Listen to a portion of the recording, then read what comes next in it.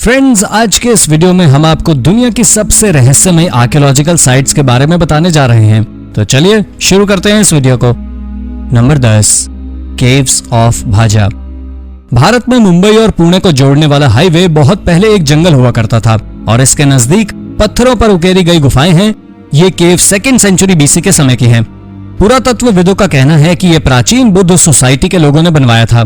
पहले ऐसा माना जा रहा था कि ये केव्स मॉन्क्स लोगों ने बनाई थी, क्योंकि ये लोग खुद को बाहरी दुनिया से अलग रखना चाहते थे। लेकिन इन केव्स को स्टडी करने के बाद पुरातत्वविदों ने बताया कि ये ट्रेड रूट्स थे जिनका इस्तेमाल व्यापारी किया करते थे और शायद उन्होंने सामान लाने ले जाने के लिए ये गुफाएं बनाई थी। चूंकि ये व्यापार मार्ग जंगली रास्ते से गुजरता था और रास्ते में जंगली जानवरों के हमले का खतरा होता था, इसलिए ये गुफाएं उन्हें एक सुरक्षित माहौल प्रदान करती थी। नंबर 9, मेसा वर्दे एनक्लेव पीपल। मेसा वर्दे नेशनल पार्क में 4700 से भी ज्यादा आर्कियोलॉजिकल साइट्स हैं। इनमें 600 से भी अधिक क्लिफ ड्वेलिंग्स हैं और ऐसा माना जा रहा है कि इन्हें 550 से 1300 एडी के दौरान बनाया गया था। ऐसा कहा जाता है कि इन लोगों ने अमेरिका में लगभग 700 सालों तक जीवन यापन किया और फिर 1200 में अचानक गायब हो गए। वैज्ञानिक आज भी हैरान हैं कि यहाँ रहने वाले लोग इतनी समृद्ध सभ्यता को छोड़कर क्यों गए। वैज्ञानिकों का अनुमान है कि ये लोग शायद मेक्सिको में जाकर बस गए होंगे, पर यह सिर्फ अनुमान है और हम आज भी इन लोगों के बारे में ज्यादा कुछ नहीं जानते और ना ही इन लोगों के उस समय की एक एडवांस शहर को छोड़ के जाने की कोई वजह दिखाई दे रही है। आज भी इस साइट के अवशेष वेल प्रिजर्व्ड हैं और हर साल यहाँ हजारों विजिटर्स आते हैं। Number 8, Mycenaean palace of Kydonia. Minoan civilisation के समय काइडोनिया का ये माइसिनियन पैलेस जितनी महत्वपूर्ण आर्कियोलॉजिकल साइट है, इसने एक्सपर्ट्स को उतना ही कंफ्यूज भी किया है। दरअसल ये कंफ्यूजन एक बच्चे के कंकाल की वजह से है जिसमें चाकू के घाव मिले हैं। वैज्ञानिक समझ ही नहीं पा रहे थे कि एक बच्ची को इतनी बर्बरता से क्यों मारा गया, पर हाल ही में हुई स्टडी में सामने आया कि मिनियन लोग वर्जिन लोगों की बलि दिया करते थे। हालांकि ये कॉमन रिचुअल नहीं था, लेकिन प्राकृतिक आपदा के समय वो अपने भगवान की नाराजगी दूर करने के लिए करते थे। 13वीं सदी में जब बड़ा भूकंप आया और मिनियन सिविलाइजेशन का एक बड़ा हिस्सा नष्ट हुआ, तो इन लोगों ने इस लड़की के साथ 43 भेड़ें, 4 सुअर और एक बैल की बलि दी गई थी। ये सभी अवशेष पुरातत्वविदों को पैलेस के नीचे दफन मिले। Number 7, lost imperial home. Japan के एक छोटे से शहर नारा में एक इंपीरियल हाउस के काफी सारे अवशेष मिले हैं। ये जापान में पिछले कुछ सालों में खोजे गए सभी रिमेन्स में से सबसे बड़ा है। ये हाइयो कायो पैलेस नाम की एक साइट पर पाया गया। ये जगह पहले जापान की राजधानी हुआ करती थी। ये सभी अवशेष 8th सेंचुरी के समय के हैं। आर्कियोलॉजिस्ट ने अभी एक ही बिल्डिंग खोजी है जो एक सिंगल पिलर पर बनी हुई थी और ऐसा माना जा रहा है कि ये एम्परर कोकेन के रहने की जगह थी। एम्परर कोकेन ने जापान पर साल 713 से 740 तक शासन किया। कमाल की बात यह भी है कि कोकेन जापान की पहली फीमेल शासक नहीं थी, बल्कि 6वीं थी और हम 1300 साल पहले की बात कर रहे हैं। तो आपको क्या लगता है, 1300 साल पहले जापान में महिलाओं की स्थिति बेहतर थी? हमें कमेंट में जरूर बताएं। Number 6, the labyrinth of Colosseum. Rome का कोलोसियम दुनिया के सबसे आइकॉनिक आर्किटेक्चर में से एक है। यह देखने में आपको जितना आकर्षक लगता है, इसके अवशेष भी उतने ही फैसिनेटिंग है। कोलोसियम के फर्श के नीचे एक लेबिरिंथ है जो कि लकड़ी के फर्श के नीचे छिपा हुआ था। 80 एडी के दौरान ये लेबिरिंथ में कई तरह की एक्शन फाइट्स होती थी, लेकिन ये कोई नहीं जानता था कि ये किस तरह की फाइट्स होती थी। हाल ही में एक जर्मन आर्कियोलॉजिस्ट ने लेबिरिंथ पर 14 साल की रिसर्च के बाद बताया ये जगह जानवरों के एक्शंस के लिए यूज की जाती थी। यहाँ पर स्लेव्स को जानवरों से लड़ने पर मजबूर किया जाता था। लेकिन रोमन साम्राज्य के अंत तक कोलोसियम का अस्तित्व पूरी तरह खत्म हो गया। यहाँ तक कि लोगों को लगता था कि ये कोई पुराना मंदिर है और 16वीं सदी में एक पोप ने इसे वूल फैक्ट्री में कन्वर्ट कर दिया। नंबर 5, मोराई घाट डॉल्मेन साइट। जॉर्डन की यह साइट एक्सपर्ट्स के लिए एक बड़ी मिस्ट्री है। यहाँ करीब 100 से अधिक मोनोलिथ स्टोन्स पाए गए हैं। कुछ लोग इस जगह को जॉर्डेनियन स्टोनहेंज भी कहते हैं। एक्सपर्ट्स आज भी ये पता लगाने की कोशिश कर रहे हैं कि ये साइट क्यों इस्तेमाल की जाती थी।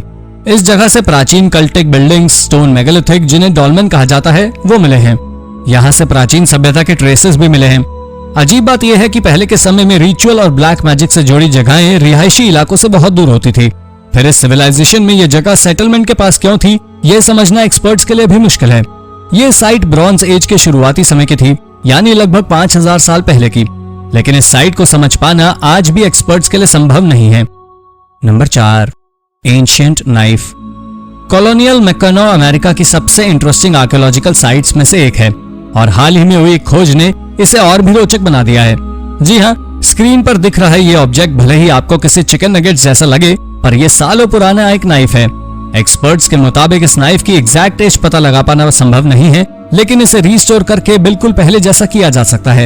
ये नाइफ यहाँ मिले कई इंटरेस्टिंग आर्टिफैक्ट्स में से एक है। ये साइट 18वीं सदी के समय का एक शहर है जो धीरे धीरे रिकंस्ट्रक्ट हो गया। ये मिशिगन में पहली जगह थी जहाँ पर लोगों ने रहना शुरू किया था। पहले यहाँ पर अमेरिकी ट्राइब के लोग रहा करते थे और बाद में इस जगह पर फ्रेंच लोगों ने कब्जा कर लिया।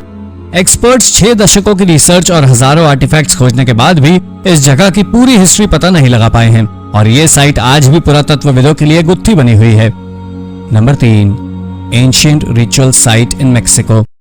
हाल ही में मेक्सिको में 8000 साल पुरानी एक नई रिचुअल साइट खोजी गई है। आर्कियोलॉजिस्ट भी इसे देखकर हैरान रह गए। ऐसा माना जा रहा है कि मेक्सिको में सबसे पहले लोग यहीं आकर बसे थे, यहाँ तक कि यहाँ रहने वाले लोगों ने अपने गांव बसाने भी शुरू किए थे। इस साइट से टीथ, बोन्स, स्कल के साथ साथ जानवरों के शरीर के अन्य हिस्से भी मिले हैं। इस जगह पाए जाने वाले जीव मैमथ, लामस, जायंट बाइसन आदि थे। एक्सपर्ट्स का कहना है कि मेक्सिको की फर्स्ट कम्युनिटी इन जानवरों का इस्तेमाल किसी तरह की रिचुअल एक्टिविटी में किया करते थे, लेकिन ये साइट इतनी पुरानी है कि हड्डियों और कुछ पत्थरों के अलावा यहाँ कुछ और नहीं मिला। इसलिए मेक्सिको में सबसे पहले बसने वाले ये लोग और उनके रिचुअल्स पुरातत्वविदों के लिए मिस्ट्री हैं, जो शायद कभी नहीं सुलझेगी। Number 2, sunken shipwreck. 2019 में स्वीडन के वैक्सहॉम में 2 शिपरेक पाए गए। इनकी बनावट बिल्डिंग शिप्स जैसी थी। इस तरह के शिप 17वीं शताब्दी में काफी प्रचलित थे।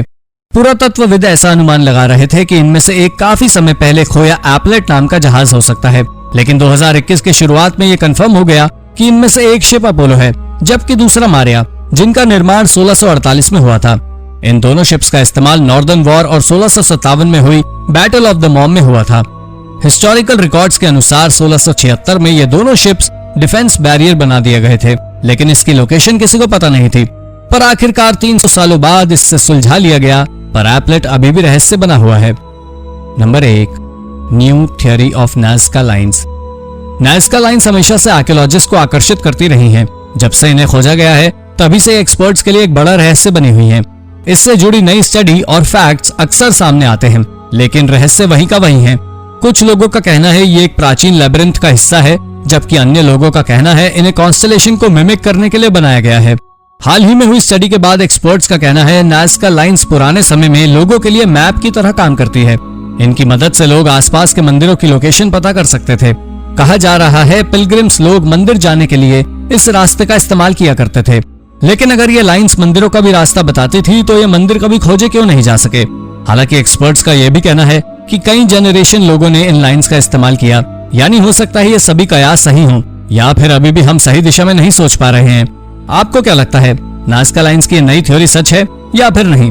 अपने जवाब हमें कमेंट में जरूर बताएं। तो दोस्तों, इनमें से कौन सी खोज आपको रोचक लगी, अपना जवाब हमें कमेंट करके जरूर बताइएगा। ऐसे ही अन्य रोचक जानकारियों के लिए हमारे चैनल को सब्सक्राइब करना ना भूलें। धन्यवाद।